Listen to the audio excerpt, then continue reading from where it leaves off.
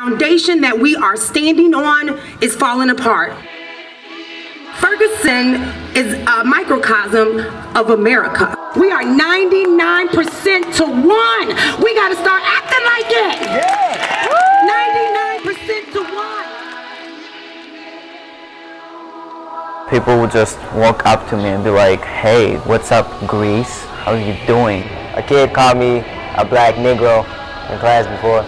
We were allowed to choose our own partners, but I was just learning English and nobody chose me.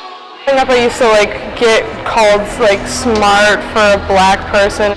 He's half Mexican. He was singled out just because of his last name. He told me that at his work, he was the retard of the workplace.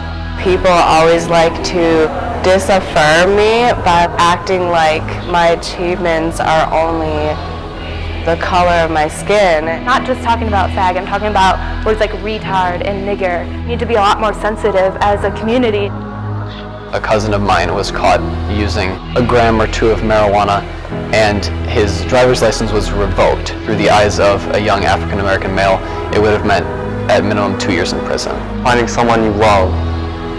I feel like everyone should have the right to do that. Look for those subtleties of separation and division. People don't consciously think about how they are being racist. In a country which was founded on a basis of equality, divide along the socioeconomic lines should be intolerable and should be fixed by a more equitable tax system and a more regulatory financial and corporate code. So the school kind of avoids the topic.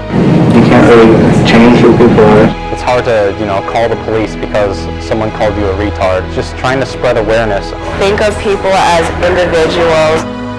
If you call people out on it, they will eventually stop. No one ever sits down and says, "Oh, yay, let's be racists today." Critically think about what you're saying and doing. The start is education.